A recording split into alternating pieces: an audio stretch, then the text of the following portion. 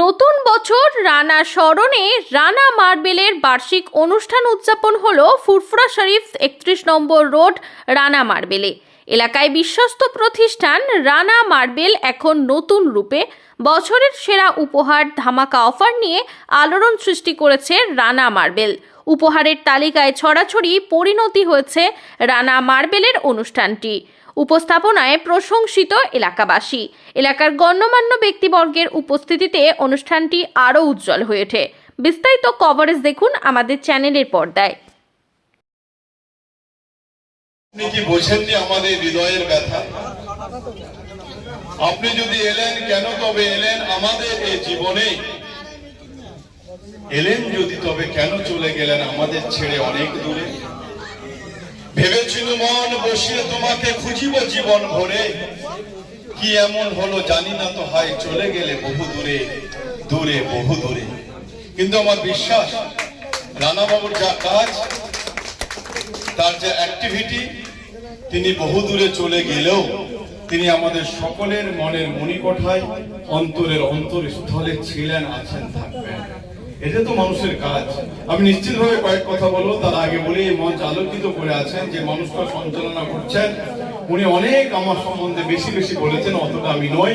আমি আপনাদের সঙ্গে থাকতে চাই, মানুষের সঙ্গে মিশে থাকতে চাই। আমি নেতা হতে আসিনি, জননেতা হতে আসিনি। আমি মানুষের অন্তরের অন্তরস্থলে মনের মণিকোঠে জায়গা পেতে চাই। তাই সৈয়দ মামুন সাহেবকে আন্তরিক ধন্যবাদ, কৃতজ্ঞতা জানাবো। আমার অত্যন্ত কাছের মানুষ, খুব প্রিয় মানুষের মধ্যে অন্যতম মামুন সাহেব। খুব ভালো সঞ্চালনা করেন।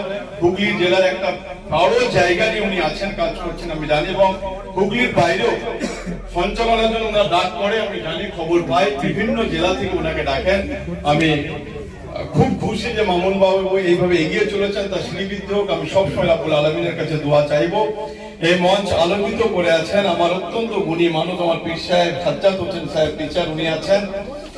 আমার সঙ্গে এসেছেন আমার সাধারণ সম্পাদক বঙ্গীয় সংখ্যালঘু বুদ্ধিমঞ্চের মাহমুদুল হক সাহেব টুটুল, উনি উপস্থিত আছেন। আবরার সাইদি, আমার শ্রীরামপুর সাব ডিভিশনের সভাপতি শাকিল আহমেদ ইজু থেকে শুরু করে জেনারেল সেক্রেটারি মনির ভাই, আমার আরামবাগের আমাদের ফারুক ভাই, ডাক্তার ফারুক, আমাদের হুজুর সিফতুল্লাহ সাহেব আছেন, আমাদের একজন হাজি সাহেব আছেন, এবং তার পরিবারের সকল সদস্য যারা আছেন, মৌসুমী আছে, এবং আমার সামনে যারা আছেন, প্রত্যেককে আমি অন্তরে অন্তঃস্থল থেকে শ্রদ্ধা, ভক্তি, ভালোবাসা জানাচ্ছি। সহধর্মীকে আমি কুর্নিশ এবং কৃতজ্ঞতা সালাম জানাচ্ছি। আপনাদের মাতৃদিনে হয়তো আমার দেখা হবে না, বার্তা আমার নিশ্চিতভাবে পৌঁছে দেবেন আপনারা। আমি যেটা বলছিলাম, দেখুন আমরা তো চলে যাব, আমরা নিশ্চিতভাবে জন্মগ্রহণ করেছি, রানাবাবু আমাদের ছেড়ে চলে গেছেন, আমরাও একদিন না একদিন চলে যাব। আমরা ক্ষণিকের মেহমান এসেছি, অতিথি এসেছি, কেউ 60 বছর, কেউ 70 বছর, কেউ 50 বছর। রাব্বুল আলামিন ডাকলে আমাদেরকে ছেড়ে চলে যেতে হবে।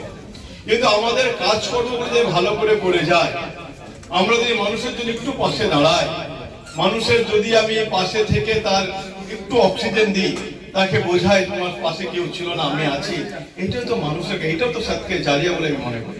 শুধু অর্থ দিয়ে দান করলে, হুজুর আমি সংশোধন করে ভুল বলি, মানুষের পাশে দাঁড়ানো একটা বড় কাজ, বড় ইবাদত বলে মনে করি।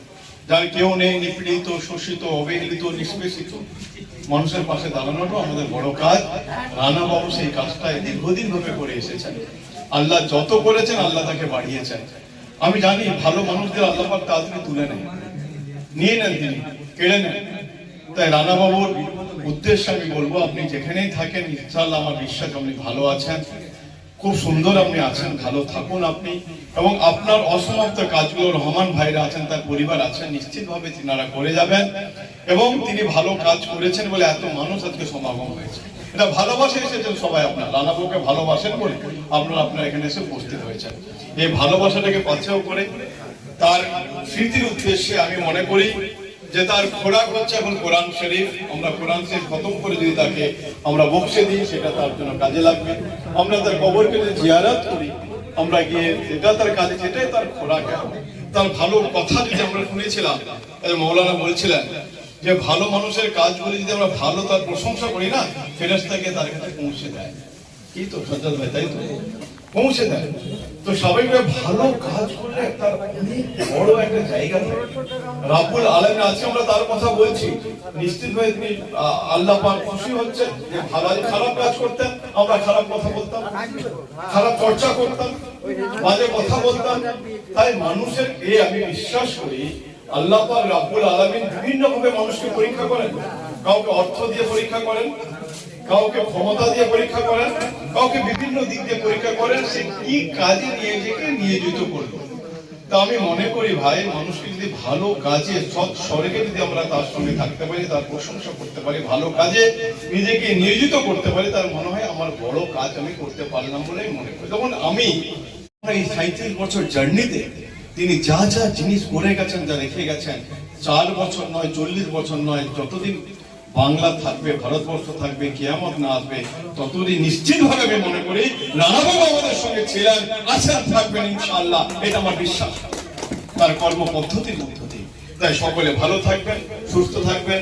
নিশ্চিত ভাবে এই পরিবারের সঙ্গে ছিলাম, আছি, থাকবো। এই পরিবারের রহমান ভাইদের বলবো, যদি আমাদের কোনো সময় কোনো প্রয়োজন মনে করেন নিশ্চিতভাবে আমাদের বলবেন, আপনাদের পাশে ছিলাম, আছি, ইনশাআল্লাহ থাকবো। এই আপনাদের এই পরিবারে হাত ধরলাম, এই হাতকে কখনো ছাড়বো না, ছাড়বো না, ছাড়বো না, কথা দিলাম। ইনশাআল্লাহ সকলে ভালো থাকবে।